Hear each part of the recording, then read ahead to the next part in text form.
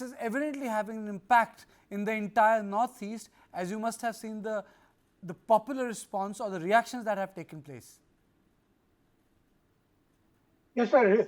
The Northeast and West Bengal, there are, I mean, I am not going to defend the government, but definitely I would not use the word, a harsh word, but the protesters on the border had forced into 2 border posts in Bangladesh.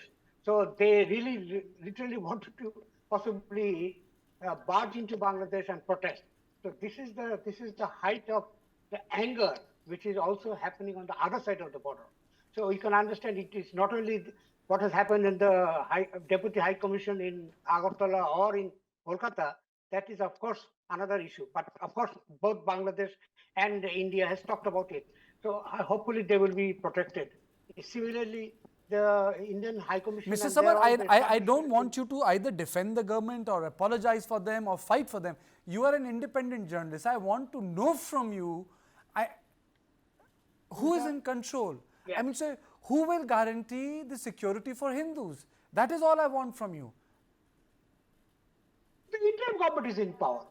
Why do you have such a conspiracy theory that the interim government has not able to work? Interim government is busy with the reforms. So you can understand there are several dozens of reforms have already been instituted, and they are working. They are working on it.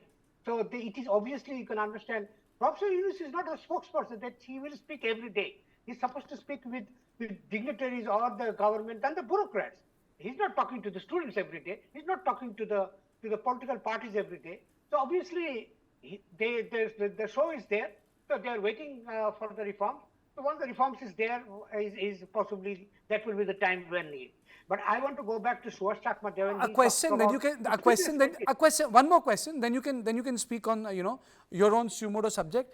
Yes, he is busy with reforms, but that cannot be at the cost of the Hindus. Understandable, he's a very busy man.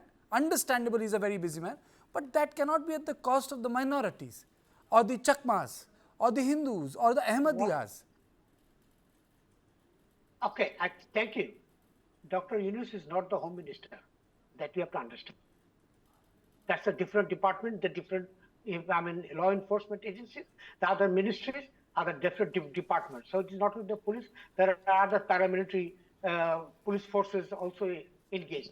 So that is their duty to take care of the law and order. If they fail, yes, of course they are being criticized. You don't think that the media, the mainstream media mostly from Dhaka as well as the television, they are lambasting the law and order situation every day.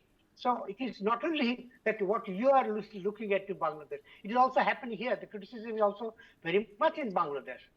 And if you go back to Suhas Chakma's, of course, he mentioned about, yes, but what happened I was in his trust for 14 years, covering the insurgency and the peace treaty. And of course, and I have never found a single case of an attack or the military operation or the anti-insurgency operation, the Chakmas or the Tripuras or Barbas or whoever in the Adivasi in the hill tracts has been got justice. So it is not talking about this government. What about the Mandis? What about the Gars? So who is in charge? Okay, fair enough. Fair enough.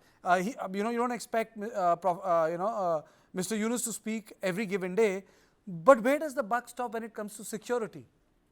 Who is in charge? Who's security? Who is minorities? Security you're talking about? Minorities, Hindus. Security is supposed to be, there is a separate department, there's a separate ministry, there's separate thousands of people there. They are supposed to take care of this. You don't expect the students will take care of this. It is the police, the law enforcement. They are supposed to take care of it. And of course, there are other agencies, the intelligence, there are others, they are also functioning. Hopefully, and I have told you, I have been telling even the audience that this is not the mainstream media is criticizing the law and order situation, the mobocracy or whatever you describe is happening, and it's been criticized in the mainstream media. You watch television, read newspapers online, you will find hundreds of stories on this every day. So literally it is not working properly. So you don't expect but Suhas also made one point. You don't expect the Hindus will be Suhas also made one point. This wasn't the case when Hasina was the Prime Minister. But why has this become a case when she's not there anymore? This is not true. Absolutely wrong. Yeah, are you saying that the Hindus were being persecuted even then?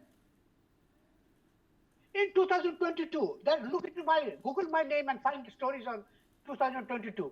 Not the entire Bangladesh, there was attack, demolition, and vandalization and desecration of the Hindu Durga Puja.